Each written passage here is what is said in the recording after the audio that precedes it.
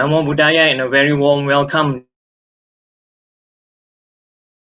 dear Dhamma friends, to our Friday Dhamma sharing under our Dhamma Dana lecture series. I'm Brother Eric and I'll be your host for today. We are privileged to have with us Brother Billy Tan as our speaker for today. Let us now bring Brother Billy Tan online.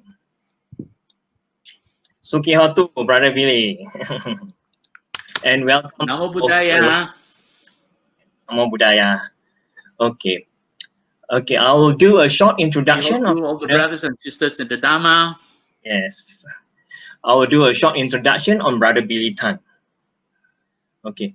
Brother Billy Tan is a retired business development consultant and study the Dhamma under the late Venerable Dr. M. Punaji Mahathera. In sharing the Dhamma, Brother Billy's draw from findings in psychology and neuroscience. In recent years, Brother Billy has shared the Dhamma extensively in the Philippines, including to the Catholic seminary students and inmates at the women prisons. Okay, today's topic is entitled Stress and Distress, Pause, Relax, and Recover. Okay. With that, we welcome Brother Billy Tan to deliver today's Dhamma sermon. Brother Billy. Okay, thank you. Sukihotu, welcome to this sharing. Feeling stressed or distressed? Just pause, relax, and recover. All right, so I will use PowerPoint. Brother Eric, can you put on? Yes, that's good. All right, ready? Now I have shown on the screen a link, tiny.cc/bmv-recover. So you may access this link and then download a PDF file containing the slides I will be sharing so that you can follow easily. Feel free to do that now as I commence the presentation. What makes us stressed? A lot of things. Basically, I have been discussing this with some psychologists, and we came up with basically three major categories of activities or events that make us stressed. Emotional encounters. That means we come across things that are traumatic, emotional and traumatic. So encounters that arouse fear, anxiety, worry, anger, and so on. So these are emotional experiences, so they will stress us. These are things that happen in life. Some major ones, like for example, a very close relative has just passed away. And that is, of course, one of the saddest things.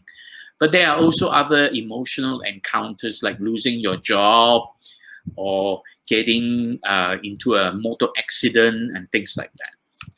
The second category are adversities. That means troubles, problems, obstacles, things that prevent you from getting things done, things that obstruct you. So they are troubles that cause you to fail in whatever you try to do. So this, you could say, this is a kind of failure in life of some sort. It may even be small things. So even small things can lead to being very stressed.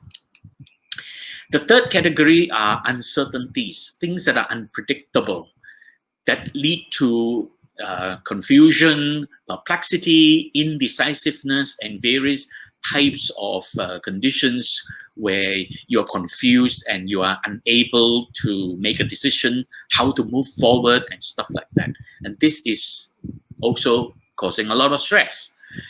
So it also includes boredom. And I think every one of us has gone through that severely in the past few months. Because of the coronavirus pandemic, we were all quarantined at home, and many of us were feeling bored, frustrated, and so on. So these are the three major categories. Of course, there are small little things elsewhere, but these are the three major things that's happening throughout life. So what does stress do to us? Stress actually triggers some brain reaction. There is a part of the brain called the amygdala, where it is very sensitive to sensing perceptions, threatening perceptions of threat and conflict. When it senses any perception of threat and conflict, it triggers a chain reaction releasing hormones throughout the body. And these hormones will flood through the body, causing various chain reactions in the body. And the two most powerful type of stress hormones are cortisol and adrenaline, and also other hormones. What they do is they cause your blood pressure to rise. They make your heart beat faster. They make you breathe deeper, and it causes your facial expression to be distorted, and hair standing on end, muscles all tensed up, and so on. So a whole lot of chain reaction, even including increasing blood sugar in your body, and that is very harmful to your body. So all these are really physical disturbances, and that's what stress is. And the common reference to stress is fight or flight reaction. So it causes the whole body to go into this physical tension, discomfort. So I define stress basically as this physical part, physiological part. The problem is that when the body is stressed, when we experience these tensions in the body, discomfort in the body, it begins to disturb the mind. And when it disturbs the mind then goes into all kinds of mental proliferation. The mind begins to run away, and we call that distress. Distress is referring to the mental disturbances, the mental suffering that you experience. So we are always experiencing these physical suffering, the tensions and the stress, and mental suffering, the distress and the mental proliferation. We got to do something about it. And that's what I hope to share today. A few very simple techniques to help us pause, relax, and recover from all this. All of us have gone through some severe, stressful times in the past few months because of the coronavirus pandemic.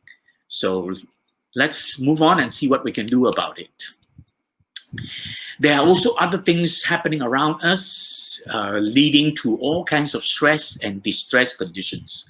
I call these the inevitable realities of modern life. This is really happening to every single one of us day in and day out.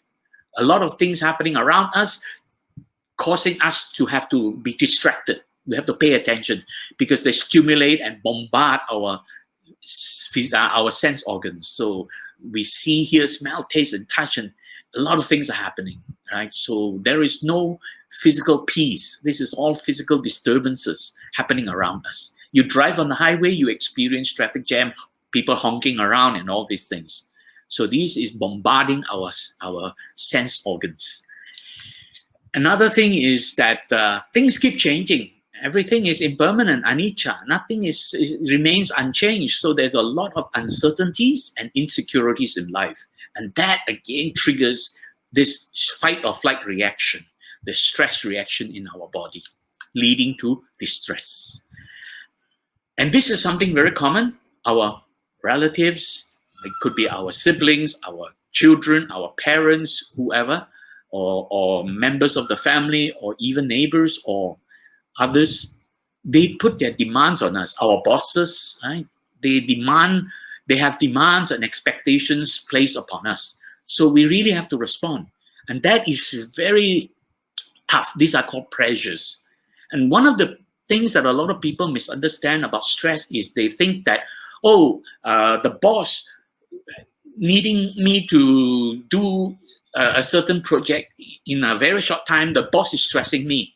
That is not accurate. Technically speaking, your boss cannot stress you. Your boss can only put pressure on you, demanding things to happen faster than you can cope.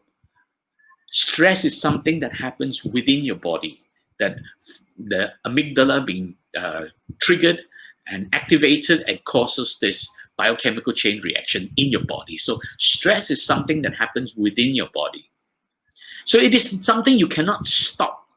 People can put pressure on you, but this stress reaction happens right away and you cannot stop this. And Sometimes we have deadlines and schedules we have to meet, and that actually drains away our energy. When we try to cope with deadlines, we get very tired from it, right?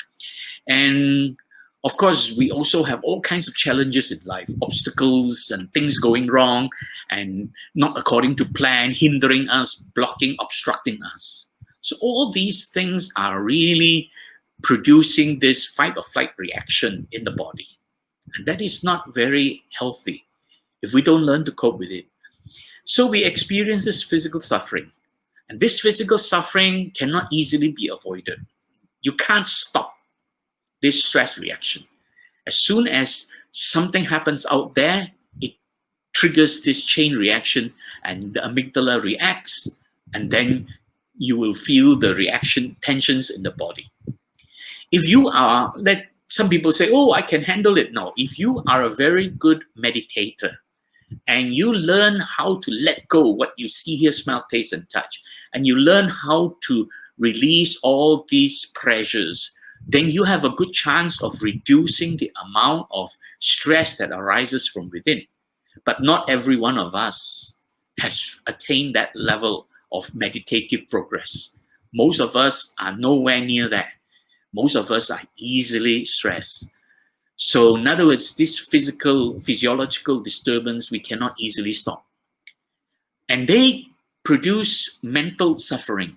But mental suffering is the optional part. This physiological suffering is something that happens every now and then, but mental suffering is dependent on your state of mind, your attitude, okay? So when all these things happen, we perceive them as threats and conflicts. So when the mind begins to perceive anything as a threat or something that is a conflict, it triggers a chain reaction in the amygdala, and then the hormones are released and we feel all tensed, and then it disturbs our mind, mental proliferation takes place, and then the mind goes crazy. So this is really a chain reaction. We got to learn to do something about it. Now, the Buddha has warned us that this is a translation, a very excellent and precise translation from Bhante Punnaji, my teacher, the late Bhante Punnaji. He basically pointed out, emotions dominate the world. Emotions create distress. Distress is this mental suffering. Emotion is that one thing to which all are spellbound. Because Bhante Punnaji has very precisely and accurately discerned the word chitta to mean emotion, the word mano to mean thinking, because the Buddha used 3 words to describe the mind, and chitta is referring to this emotional part of the mind, and mano is referring to the thinking part of the mind. So when emotions are aroused, where stress will always arouse emotions, when emotions are aroused, then we are caught under its spell. It dominates, it controls us, and we will be feeling distressed, right? And distress is this mental suffering. If we don't do anything about it, if we allow it to go on, it is very risky. And this is also what the Buddha pointed out in this Dhammapada verse. He says, self-affliction of mental suffering. Whatever harm one enemy may do to another, or one hater to another, one's ill-directed emotion inflict upon oneself a greater harm. Which means if we don't learn how to tame our emotion, someone who doesn't like us may try to hurt us, but we hurt ourselves even more if we don't learn how to tame our emotions and we allow our emotions get out of control. So in other words, when stress arises, we better do something about it before distress arises, before emotional disturbance get out of control. Right? And when emotional disturbance gets out of control, it triggers a chain reaction of memory, imagination, and expectation. And then the mind begins to run wild. Memory is trying to think about things that have happened in the past, long gone. It's already long gone. Imagination is trying to create something that hasn't happened yet. Right? Both are not the reality of life. And expectations is trying to change things that are presently already there. So All three are not our reality. These are emotional reactions that cause us to be very distressed. Okay, so we have to do something about it.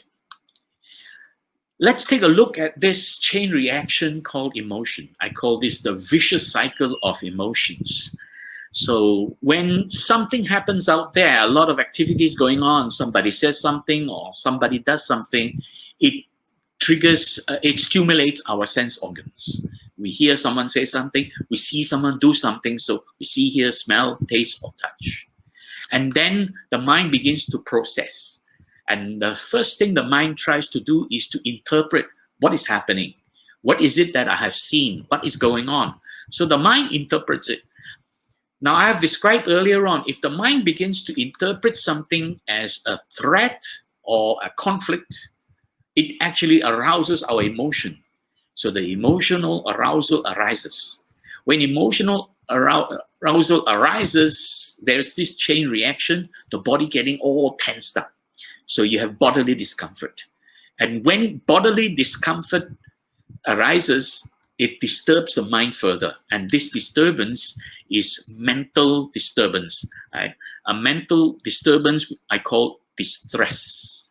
When we experience distress, we begin to behave in habitual manners. If we're used to doing things in a certain way, reacting in a certain way, we will react in that way. And so this is really habitual emotional reactions.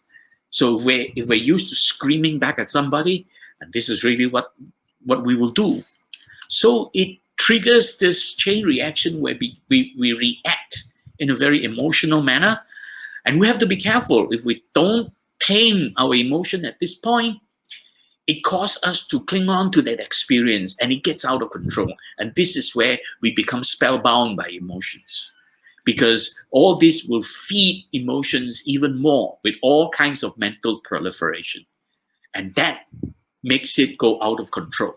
So we have to be very careful, very mindful what's happening to us.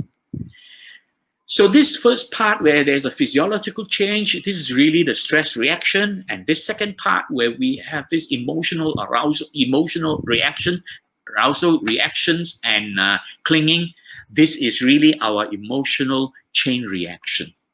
All this can drive us crazy, take us into depression, cause post-traumatic stress disorder and mental anguish and all kinds of things. So we have to do something about it long before it gets to that point, because once it hits that point, it's very hard to control it by that time. You go into deep depression.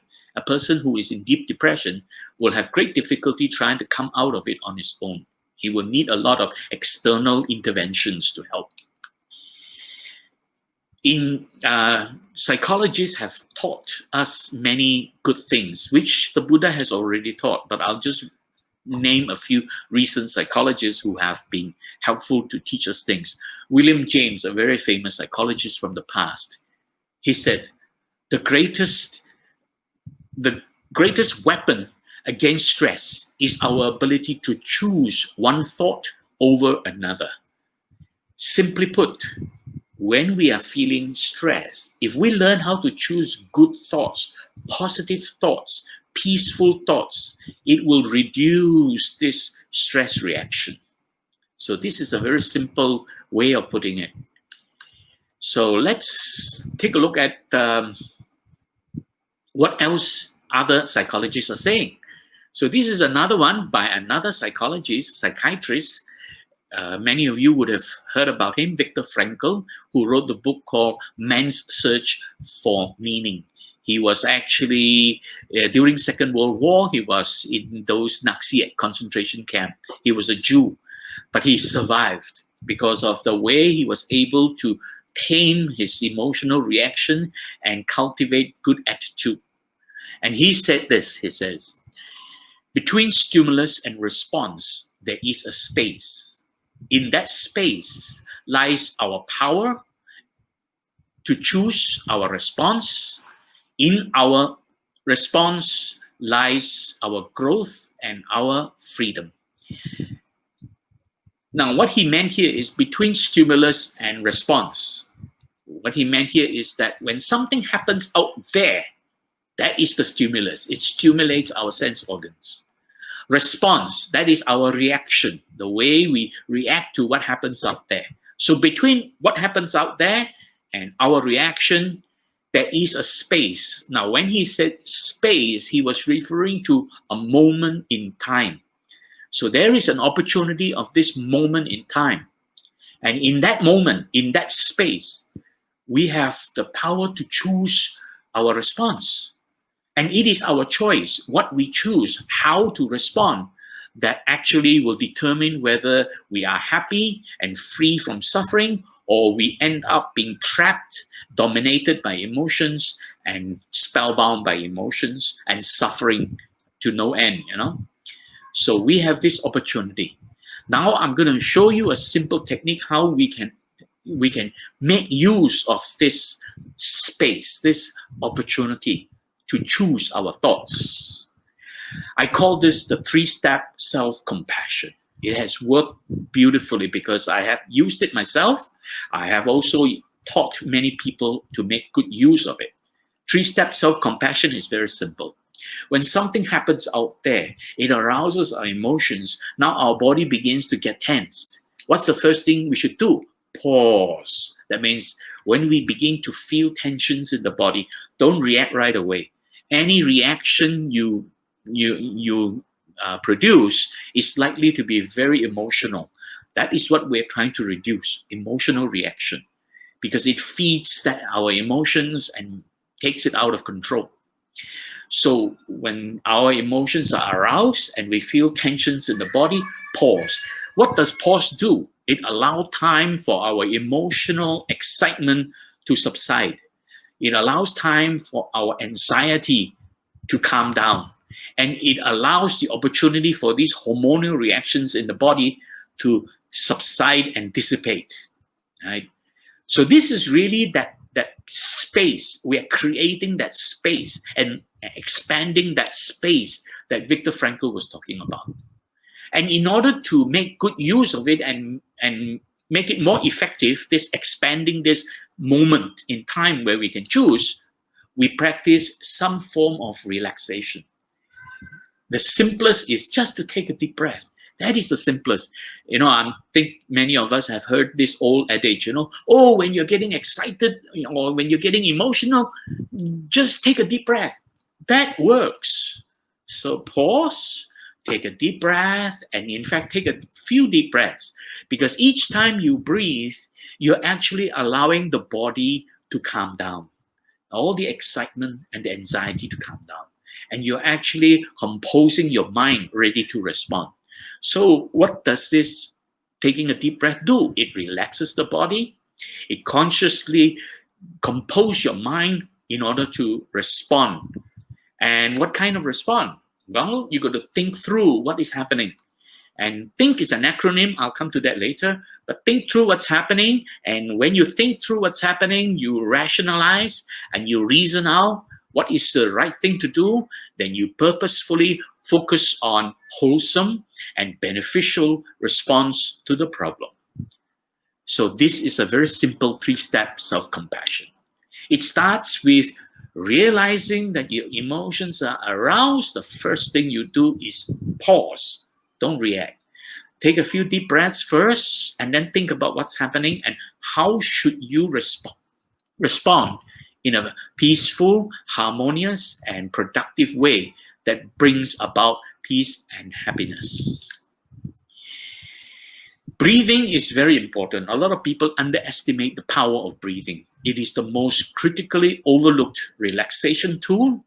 It easily relaxes the body and calms the mind. This is why the Buddha advocates this breathing meditation, because that breathing meditation calms the mind so much that it actually takes the mind to a state of stillness, and the mind is able to be still.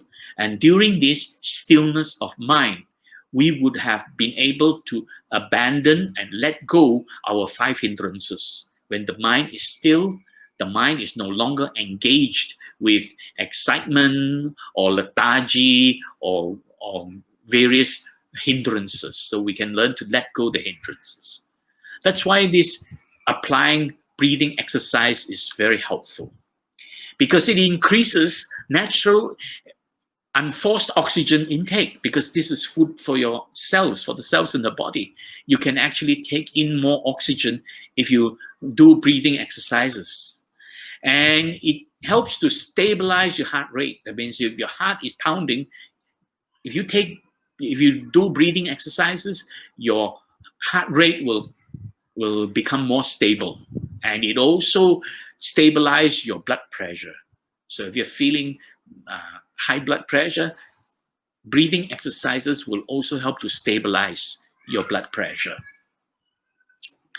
And it regulates the body temperature. So when your body is feeling tensed and your body temperature is rising, it regulates it, and also regulates your blood circulation. It also helps to restore and maintain this condition in your body, which is a condition of stability and harmony. And this condition of stability is called homeostasis. If your body fails to maintain homeostasis, your body will be all tensed up, and your body will be reacting in a way that is very, very unhealthy. It may even lead to cardiac arrest. So restoring and maintaining homeostasis is very important, and breathing exercises will help you do that. And it calms your nervous system. So if you're a bit excited, it will calm you down a bit. If you are anxious, your anxiety level is high, it will also help to bring down the anxiety level. And this basically helps you to indicate an absence of threat. It reduces your perception of threat. And when your mind is reducing the perception of threat, it will not produce so much stress hormones then. And finally, it helps you to bring your attention and your awareness to the present moment. And the present moment is right here and now. What should I do to deal with this situation? We don't live in the past and think about, oh, in the past it was like that. We don't imagine the future, oh, next time it's like that. We learn how to deal with it right away. So all this gives us 3 windows of opportunity to respond. In fact, I learned this from Daniel Goleman, the author of the Emotional Intelligence, a series of books on emotional intelligence. And he explained when we are tensed and we experience tensions, by remaining calm and relaxed, we have 3 windows of opportunity to reduce this stress. First, do something to change the circumstances. When you do that, you're really getting rid of the problem. And that is the ideal solution. If something is causing trouble to you and you can get rid of it, remove it, that will be wonderful. No more trouble. All right. So that is ideal, but we are not always blessed with the opportunity to get rid of the problem. We all know that. For the past 6 months, all of us are experiencing this coronavirus pandemic.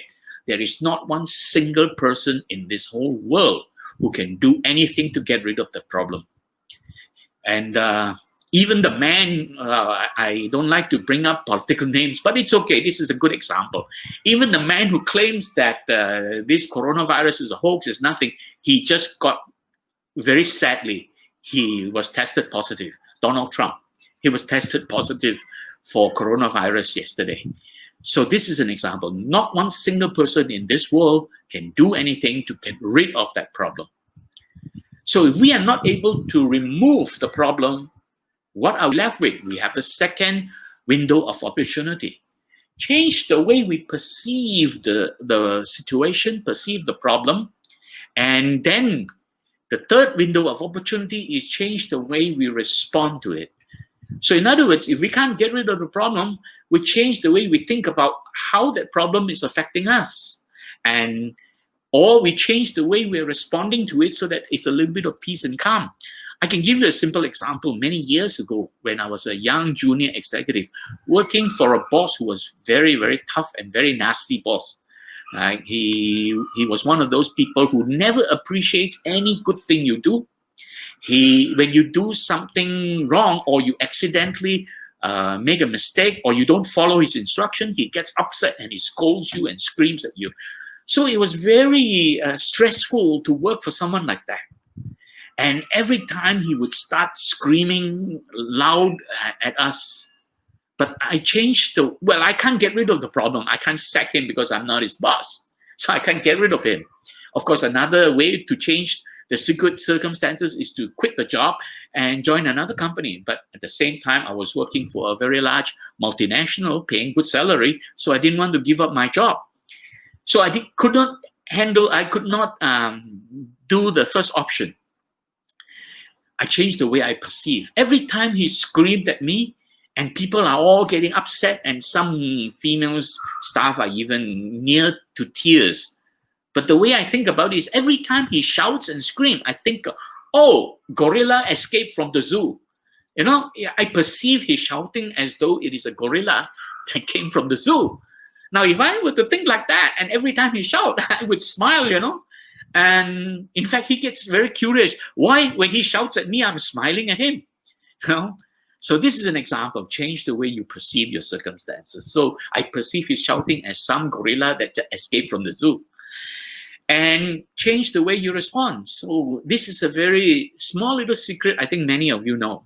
When somebody is being tough to you, of course, unless that person is really unbearably nasty, but if he's a decent human being, even how tough he is, how angry he is, if your reaction to him, if your response to him is kindness, if you respond with kindness, people who get upset easily, when you respond with kindness, they have a tendency to calm down.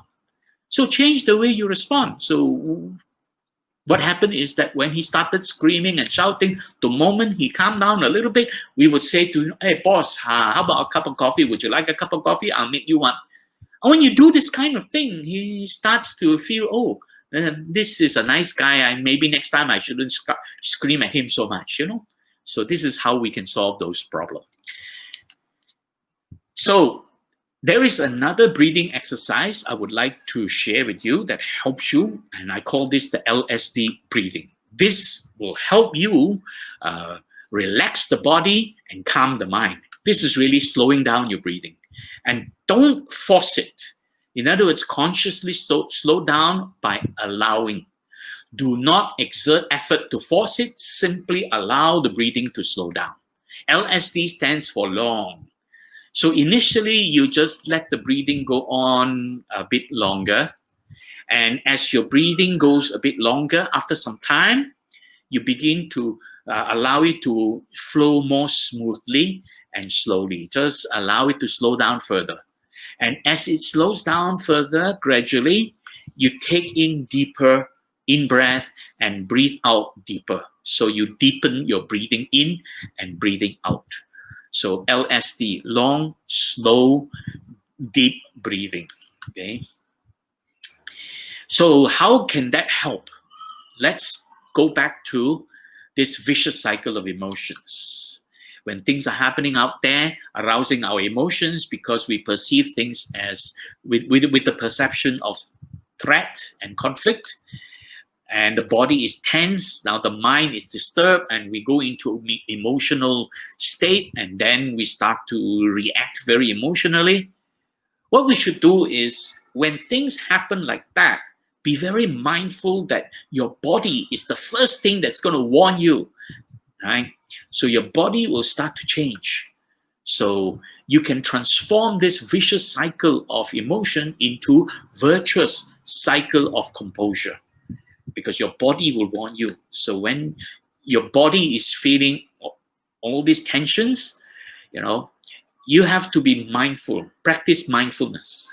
And mindfulness, one of the first things you do is to be aware of bodily reactions. Be aware of changes in the body. So bodily reactions are things like your heart rate is beating faster. So be aware, oh, my heart is beating faster. Be aware that your breathing is deepening. Oh, I'm breathing more deeper now. Something is happening. And be aware of other things, right? Like tensions in the body, muscle tensions, and your body temperature rising, right? So all these are signs to warn you that your body is now entering into a state of fight or flight reaction. And when you are aware of that, what can you do? Well, you practice pause, relax, and think.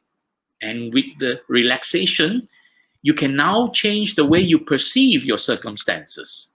By changing the way you perceive your circumstances, like the way I described earlier on, if your boss is screaming at you, just think of it as a gorilla escape from the zoo.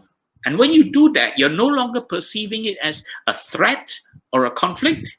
You're no longer perceiving it as, oh, this boss is trying to hurt me. The moment you think people are trying to hurt you, you are already thinking it's some kind of threat and conflict. But instead, you think of it, oh, a gorilla escaped from the zoo. It's so funny, So you actually change it to a perception of peace and harmony. So change the way you perceive what's happening to you. And then your whole body will calm down very quickly. This is a small little trick, right? Then your emotions become more composed and your body become more relaxed and you will feel bodily comfort.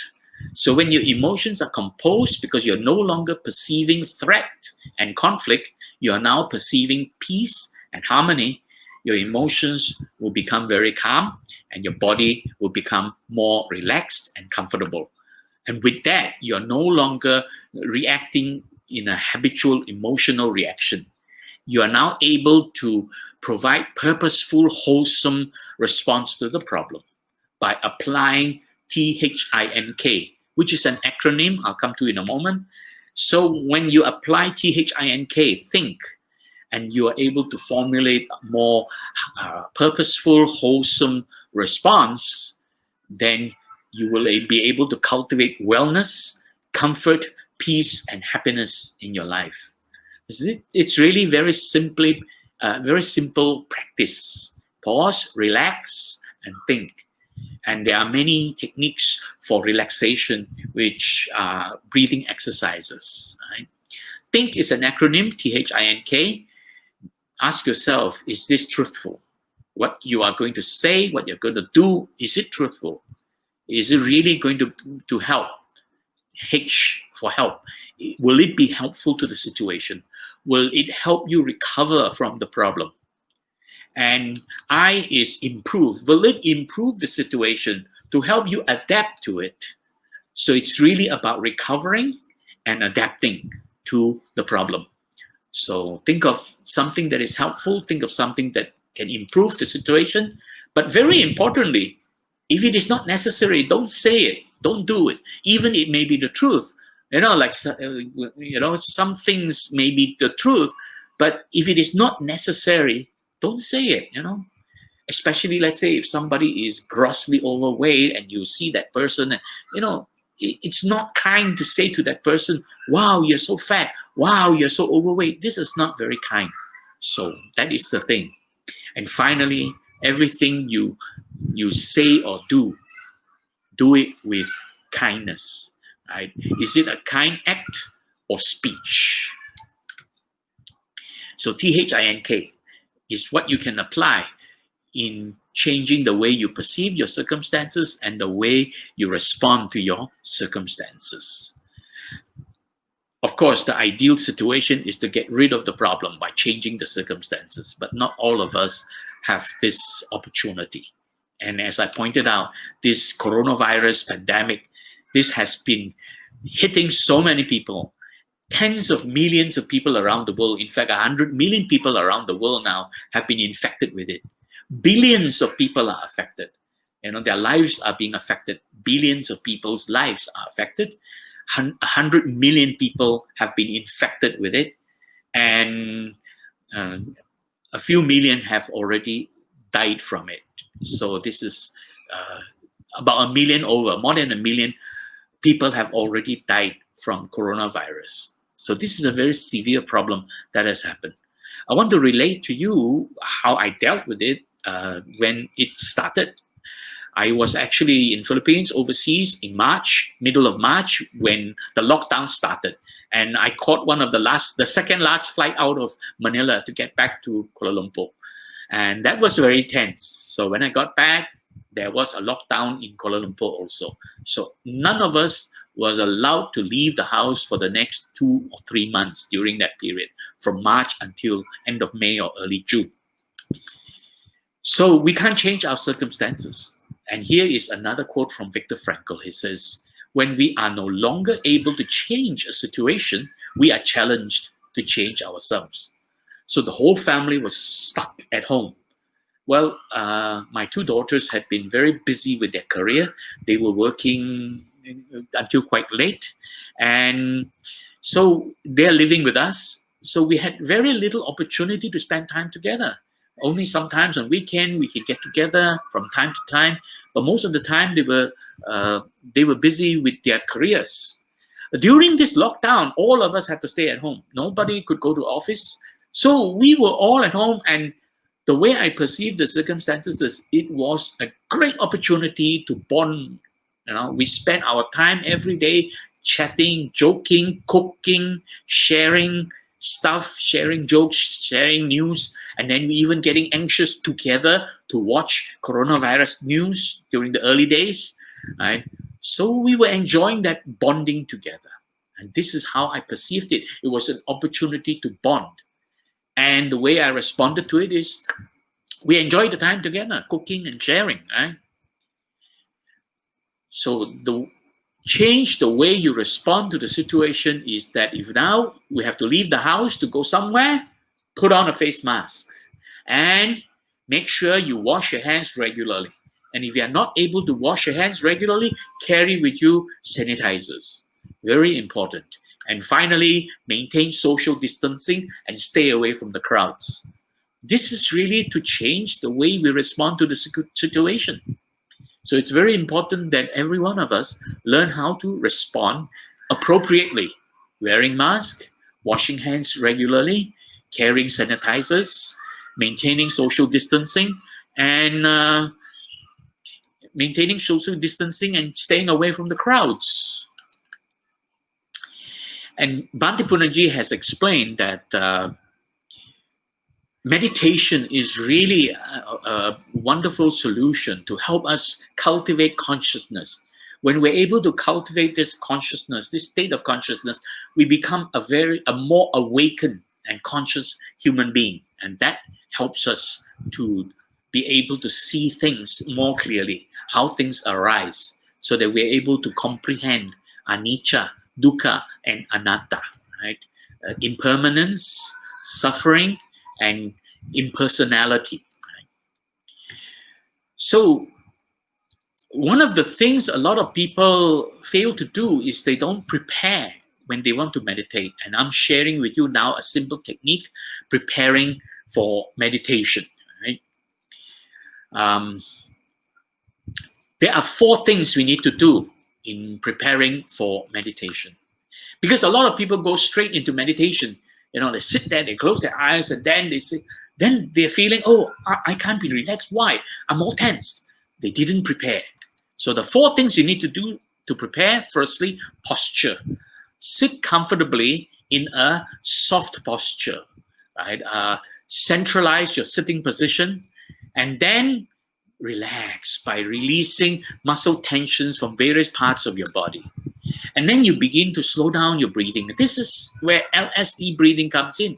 Every time you want to meditate, if you want to do it successfully, it's very helpful for you to practice LSD breathing, slowing down your breathing before you begin the meditation. And when you're ready, then you can bring your attention inwards, introspection. And then only you begin your meditation. So these are simple techniques you can use to help you prepare for meditation. So these are some of the tips I am sharing. I hope has been helpful to you. So sit up straight. I'm going to show you a very simple technique how to straighten your back naturally without forcing.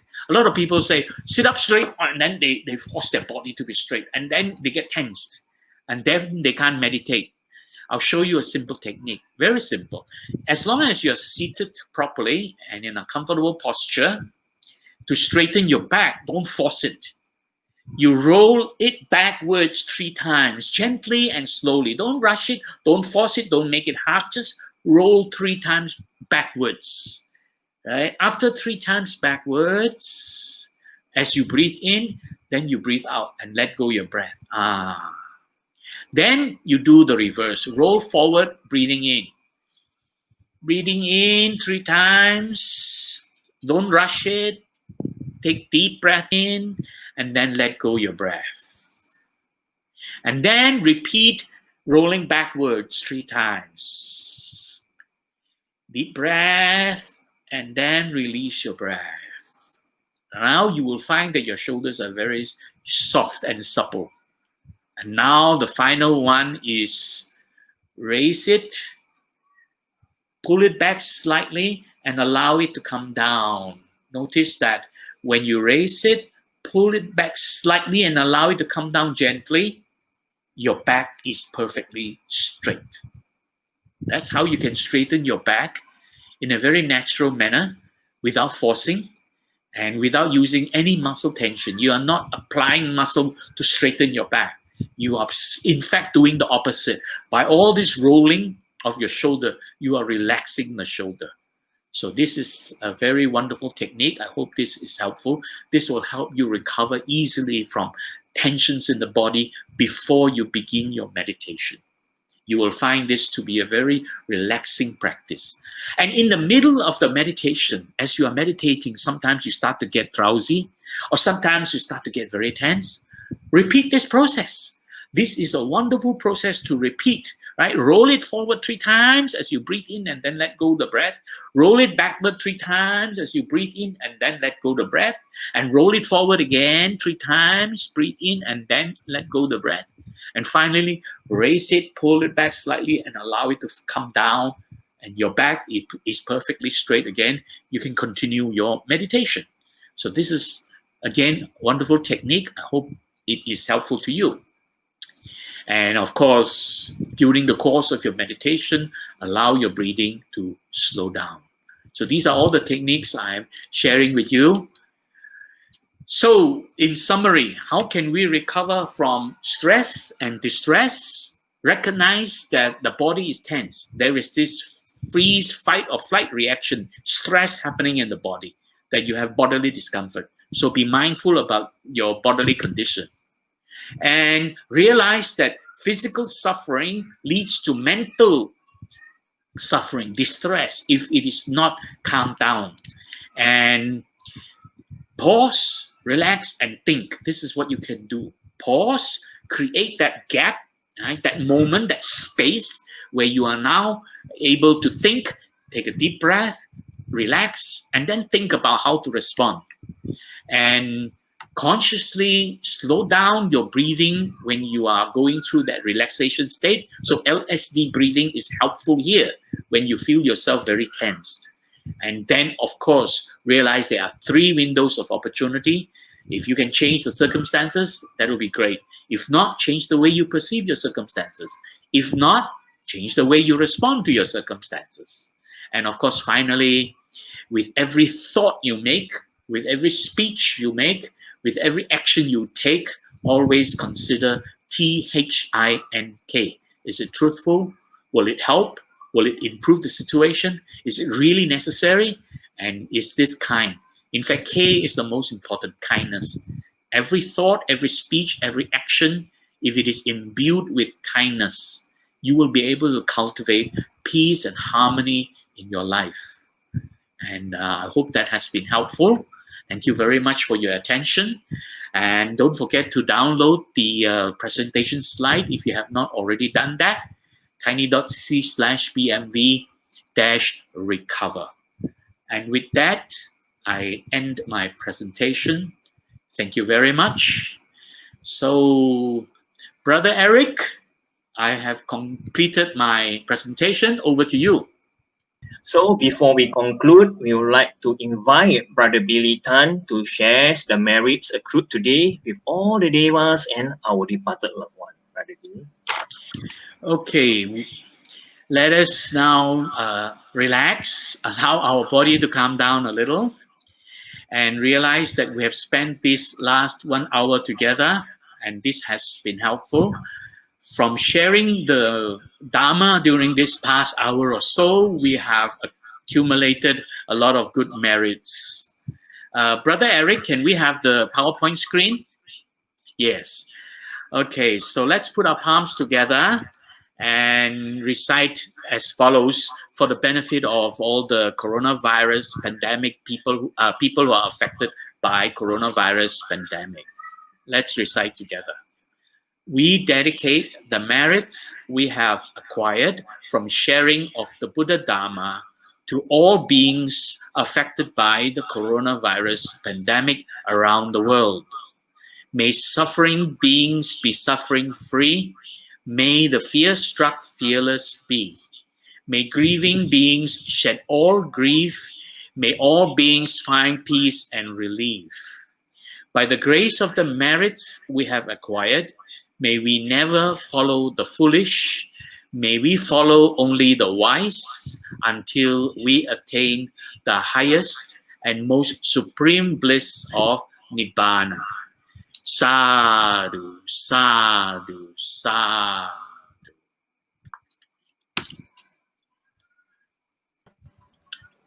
Okay, thank you, Brother Billy. Now we have come to the end of our Dhamma sharing.